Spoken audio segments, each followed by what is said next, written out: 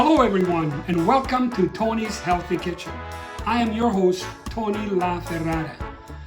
Each episode of our 10-part video series will focus on a different health topic that is important to our well-being as we get older.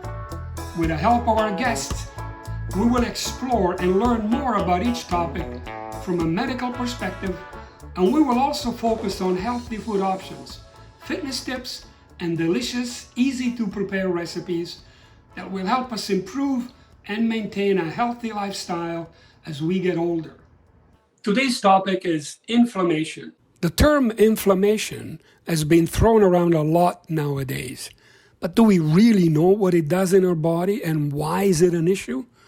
So in this episode, we're going to talk about what inflammation is, how to identify it, why is it so important to avoid it, and how can we reduce it and manage it better? And we're going to learn all about inflammation with the help of registered dietitian Filomena Vernace-Inserra. Hi Filomena, and welcome to Tony's Healthy Kitchen. Hi Tony, thank you for having me along on such an important topic to discuss with your viewers. It is an important topic, isn't it? Well, Filomena, we've been hearing for the past several years now how inflammation is the cause of a lot of pain and discomfort. But it's also the root cause of so many illnesses and diseases as well.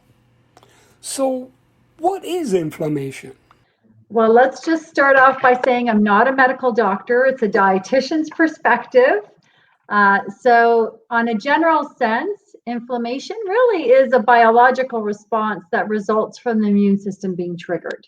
So think about the immune system much like our built-in defense system. It's there when it detects an invader or an intruder, a bit of a threat. So things like bacteria, a virus, or even if we've experienced a sudden injury, the immune system basically launches a series of biological reactions to protect itself from the attack. And one of the outcomes of that reaction is inflammation. So inflammation really plays a vital role in the healing of all types of injuries. And so it starts this cascade of events. And it could vary from very short term to long term, which is where we can kind of get into trouble when we talk about chronic inflammation. Yeah, inflammation, so per se, it's not a bad thing. I mean, it's not a bad thing. It's a normal process. It's a normal process in the body that helps us stay healthy. And if we get hurt, right? Yeah. It kicks in and it helps us. The problem is when it lingers on for too long, that's when the real serious stuff happens. So that's right. What types of inflammations are there, Filomena? So generally we talk about acute inflammation, which is that short-term event that the body detects, let's say a virus, and it's trying to attack that virus and protect us from that. And so part of what happens with that type of inflammation is that the immune system sends off white blood cells, and our blood vessels expand to help with the flow of those white blood cells, and it helps to then go to that site, attack the viruses, or start with the promoting of the healing of that injury. So if we've had a cut, we often notice that redness, that swelling, that heat that kind of happens. So those are some of the symptoms of more acute inflammation. And that's part of that normal response to dealing with that issue at hand. The chronic inflammation is also an immune response. However, what happens is the immune system kind of gets confused. It doesn't know when to shut off. So it still thinks that there's this imminent danger, and it lingers and continues to attack. And it's this low level of inflammation that now researchers are looking at as being part of the root cause of many chronic conditions. So when we're talking about acute inflammation, most people can pretty much identify with that because we have very specific symptoms that we can really identify with that injury. But when we're talking about chronic inflammation, it's a little harder because sometimes symptoms of chronic inflammation include just being tired or having a headache or having brain fog, just very generalized symptoms, which really don't relate to anything specific. And so Right. that starts to trigger some thought around chronic inflammation. So what are some of the causes of inflammation? I mean, we hear about, different lifestyles, healthy eating, exercise, all of those things. But what are the causes for So in terms of chronic inflammation, when we're talking about that, there's certainly specific factors that have been identified to be related to chronic inflammation. So obviously, we're going to be talking about diet because that's my role as a dietitian.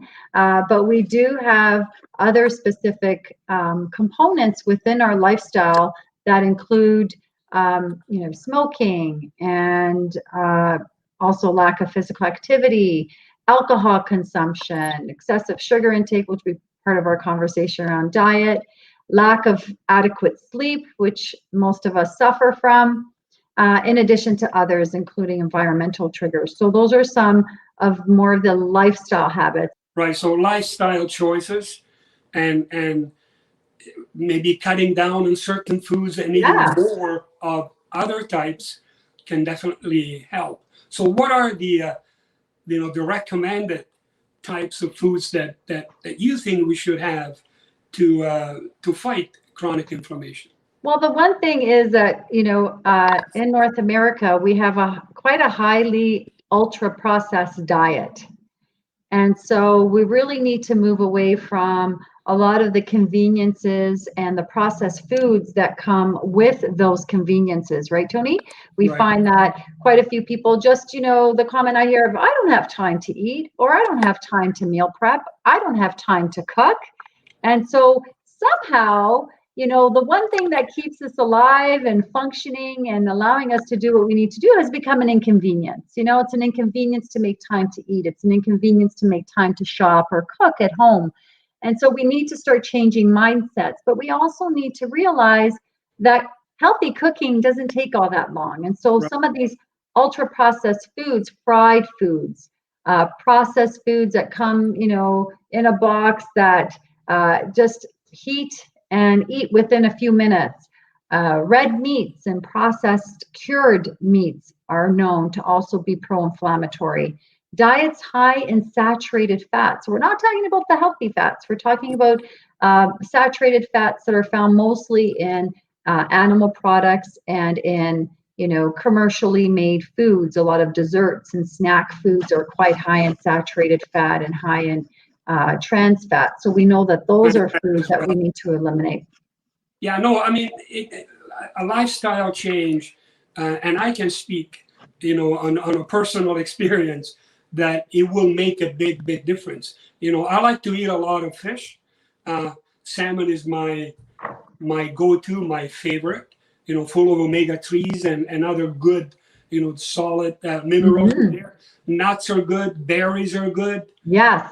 Greens are good. Tomatoes. I mean, come on, I'm Italian. I gotta have my sauce and my tomatoes almost, Tis every the other day. season.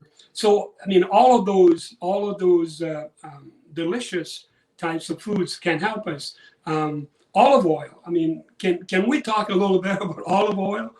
Yeah, so olive oil is a type of plant-based oil, obviously, that's high in unsaturated fat. So while we're trying to reduce saturated fats from animal products, especially red meats and processed foods, we're trying to counteract that fat with really healthy fat. So we're looking at unsaturated fat. So not only is olive oil part of that group, but so are your nuts and seeds that you talked about. So are things like chia seed, hemp seed, avocado, really great sources of unsaturated fat. So we're not talking about people having to go low fat, but we're really saying let's shift the fat away from the unhealthy and move it into more of the healthy sources and still have a good moderate intake. The Mediterranean diet, Tony, I'm Italian too, has been rated still as the most healthy, sustainable, healthy eating pattern. And when we take a look at the Mediterranean diet, certainly olives and olive oil is part of that. but so too is the omega-3 rich fish. So the salmon that you talked about, the trout, the sardine, the mackerel, the omega-3s in fish have been shown to slow down the production of inflammatory proteins. So the one thing we haven't chatted about yet is that for inflammatory markers in the blood, we can actually measure that. So if your doctor is interested in kind of exploring why you might be having ongoing pain or if things are just not resolving, there are specific blood tests and these proteins that we call cytokines that your doctor can order to measure if your CRP or C-reactive protein is elevated, or if your ESR rate, if it's high, interleukin-6, again, another type of inflammatory marker that can be measured. And so when we look at research at the benefits of these particular foods, they've actually been able to develop an index where specific foods have been linked to either anti-inflammatory and pro-inflammatory. So your omega-3s, your fruits and vegetables, which are chock full of vitamins, minerals, but also phytonutrients, very important in terms of fighting the inflammation, protecting against the inflammation. Other components as part of a healthy diet, more plant-based, so things like legumes. Legumes are, your lentils, your chickpeas, kidney beans. So they're substituting for, animal products. They're great sources of protein. They have lots of nutrients in them, including dietary fiber. And one thing I do want to mention too, in terms of a great strategy to help lower inflammation, is that we've really got to work from the inside out. And that includes your gut and your gut health. And there's been so much wonderful research. I'm so excited about gut health because we're really starting to see some of the pieces of the puzzle come together when we're looking at what's happening on that level and what could be contributing to poor health, including inflammation. So if we consider inflammatory bowel disease, Crohn's and ulcerative colitis, if we start to look at the immune system and how it's attacking the gut, it's autoimmune, but we also know that a lack of good bacteria, lack of those probiotics and prebiotic fibers that we find in our good food supply can also be the cause for a lot of the digestive issues that people are presenting with. It seems like a lot lately, which is, IBS type symptoms, irritable bowel type symptoms, gas, bloating, poor irregularity. So, I mean, if we need to make a change in our diet, in our lifestyle, a diet loaded with fresh vegetables, fruits, all grains, healthy plant-based fats is a good start, isn't it? It is. So these are kind of the top recommendations that I have for your viewers. Firstly, when we're looking at anti-inflammatory foods, really don't go after very specific foods. We really are trying to encourage everyone to follow a sustainable, healthier eating plan. So, it's not about that one food that you must eat every day. Consider your entire diet and what you're capable of keeping to on a day-to-day basis. So here are some of my top tips as your registered dietitian. Make sure that you have plenty of variety. So I know it's easier to sometimes just have the same types of foods over and over again because, we don't have a lot of time and somehow eating has become an inconvenience. But that little bit of planning really goes a long way when it comes to including that variety. And remember that the variety of fruits and vegetables, all those beautiful colors, especially that we're seeing now from our gardens and from local farmers markets, that's where a lot of the antioxidants are and the protective compounds. They're right there in the skins, in the deep purples, in the blues, in the reds, in the dark greens. Color is, in fact, nutrients and not nutrients that are very protective. So try to make sure that you've got 50% of your meal, your lunch meal, your dinner meal with lots of good vegetables and some fruits there.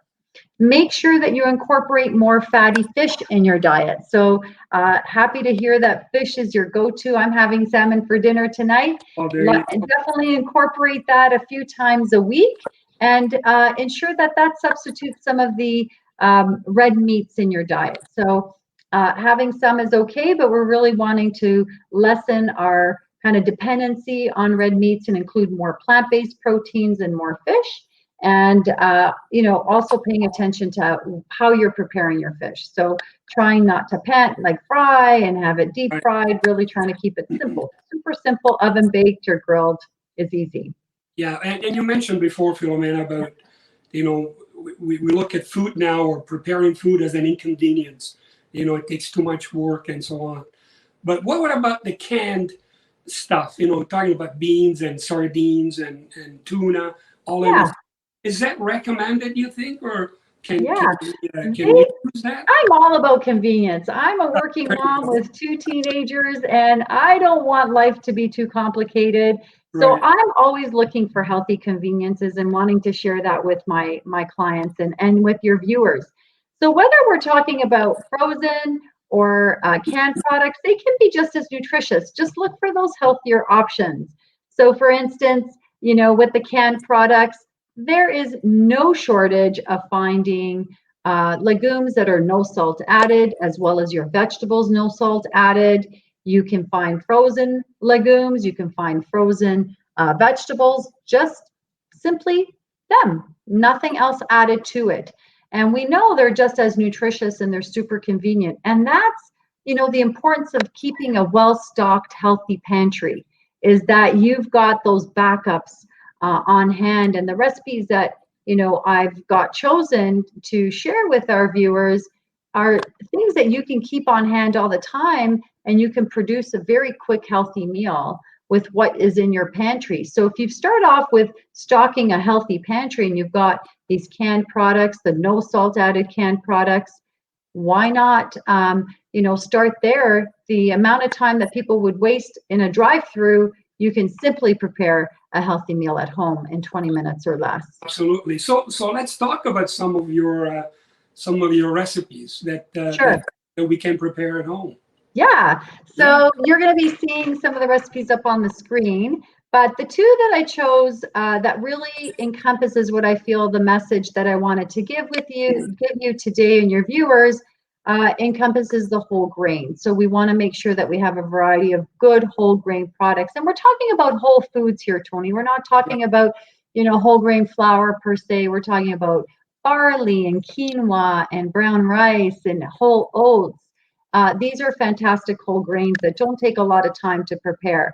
We're talking about healthy fats as part of these recipes. So incorporating your olive oil, incorporating things like chia seed and flaxseed. And I know I'm going to be on part 2 of your inflammation webinar as well. And so we're going to talk a little bit about herbs and spices and how they can be part of an anti-inflammatory diet. And the recipes I have for that one there will incorporate some healthy seeds as well, which is fantastic. And more plant-based. So again, I specifically chose these 2 recipes because they were plant-based. They had the vegetables in them as well. And they're local vegetables that are in season right now. So I know that our viewers might be watching this at different times of the year, but really these are locally sourced produce options that we have right now, and but pretty much are available year-round in our grocery stores. We're so fortunate for that.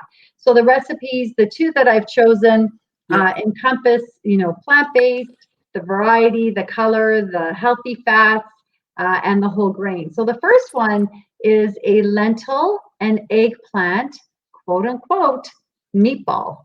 So we're looking for alternatives to more of the red meats. And like you, Tony, being Italian, what's better than a good meatball in our homemade Italian sauce, right? So I was looking for a great option that's vegetarian for my clients that they can incorporate and still enjoy as part of, Italian tomato sauce and meatballs. Right.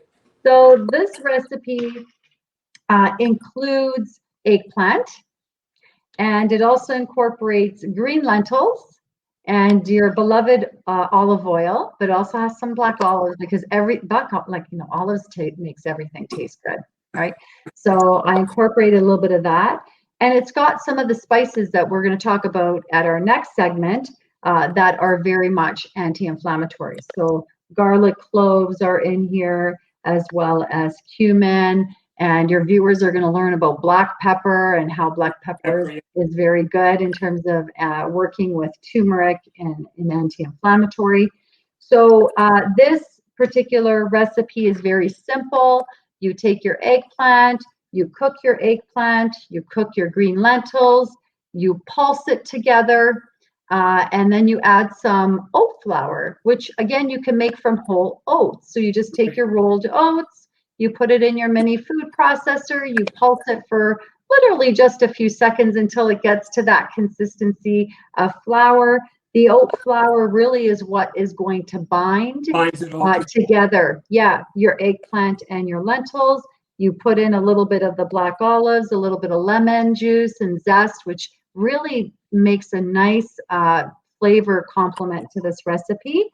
And then there's a bit of cumin and tahini, so some different ingredients that perhaps people would like to experiment with that perhaps they haven't really tried. And then there's also something called nutritional yeast. Yes. So this recipe has a little bit of nutritional yeast. So for your viewers who may not be aware of nutritional yeast, it actually is often used for in vegan and vegetarian recipes for its cheesy kind of flavor. So most often vegans will use nutritional yeast in place of cheese. So when we're talking about substituting saturated fat that we would find in some of our dairy products, we could safely and interestingly use nutritional yeast. And nutritional yeast has all of the 9 essential amino acids, and it's fortified with B vitamins, which is a very important source of B12 for our vegetarians who might not be consuming animal products that contain B vitamins in there. Good source of fiber, which we know is important for gut health, and also very important in terms of an anti-inflammatory diet, and excellent source of protein. So when we're talking about more mature adults, we're really looking at making sure that we've got enough protein in our diet, and just 2 tablespoons of nutritional yeast has about the same amount of protein as an egg, about 8 grams. That sounds really, really delicious. I think, yeah, you know, I'm going to try that one for sure. You know that. Yeah. And, you know, honestly, you just, roll them into your little meatballs, put them on parchment paper in the oven. They go for 15 to 20 minutes. And it makes approximately about 12 of these meatballs. And 2 balls will give you about 14 grams of protein, which is about 2 ounces equivalent if we're substituting meat for that. So you can certainly have 3 or 4 if you like, but at least 2 of the meatballs are a good option. What's your other recipe? So my second recipe is a roasted asparagus and edamame salad. So this one, again, is very simple to have on hand. Edamame you can purchase in the grocery store, usually in the freezer section. Edamame, for those of you who don't know what it is green soybeans. So it's a soy-based food, which again carries with it lots of health benefits and would be a great substitute to meats in our diet. So again, it falls in line with more of that Mediterranean style eating that we're promoting for anti-inflammatory, where we're substituting processed red meats and just processed foods with more whole-based foods. So this takes edamame and quite simply asparagus. You roast your asparagus. It takes maybe 5-10 minutes maybe to roast your asparagus. And you combine it with already shelled, cooked edamame, and what you've got with a lovely little simple dressing. The dressing is, again, got a base of some Dijon mustard, some lemon juice, the olive oil, again, some salt and pepper. I've got the pictures will be put up on your screen so you can see how yummy this looks. And what I topped it with were baby sprouts or shoots, which is optional to use. Most people don't realize that baby sprouts can actually add to your nutritional profile. They're very nutrient rich. They contain many health benefits, very low in calories, super rich in antioxidants, which we're wanting to really help to support the immune system and keeping those harmful components out of our body. So this one here incorporates just about a pound of asparagus, again, widely available year round. Most people don't realize how low calorie asparagus is. High fiber, great source of folate, which is a B vitamin, and great source of vitamin K. It's great for the gut, for digestion as well. It is, very much so. So dietary fiber not only helps to keep us full, right? It helps with keeping us satiated, which is really important to keeping to a healthier weight, which is part of what we're talking about today. But it actually feeds our microbiome, our gut bacteria. So that dietary fiber, once it lands into the large bowel, it actually is food for our gut bacteria. And there's lots of beautiful things that come from that. As that gut microbiome consumes that dietary fiber, produces components called short chain fatty acids, which help with lots of health benefits. And so dietary fiber is more than just bulking up and helping us with our digestive process.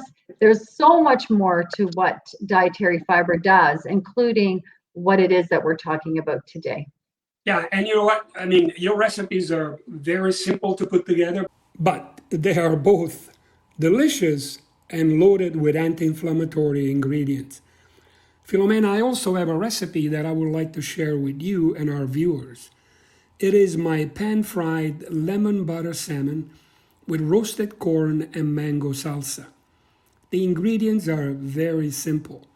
2 skinless, boneless salmon fillets, salt and pepper, about 50 grams of unsalted butter, 1 tablespoon of lemon zest, the juice of 2 lemons, 1 or 2 tablespoons of honey, and some finely chopped parsley. Now, to put it all together, season the salmon on both sides with salt and black pepper. In a large pan over medium heat, add the butter. And when it starts to turn light brown, add the salmon and cook for about 3-4 minutes.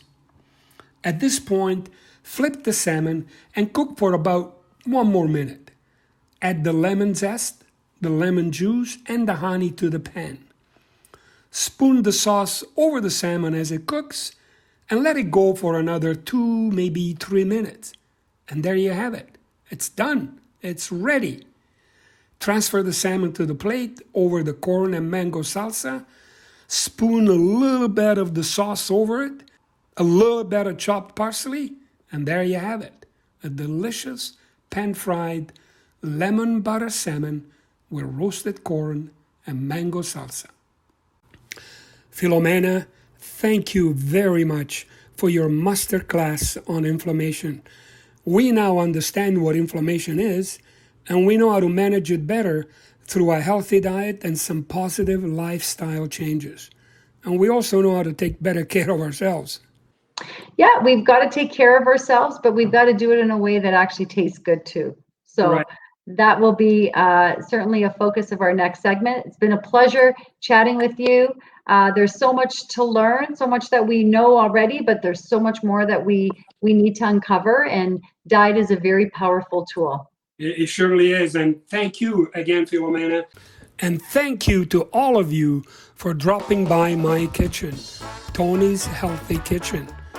Please join me again next week. We will talk about fitness and how to stay active as we get older. Our special guest will be fitness instructor Melinda Felice. Until then, be well and stay healthy.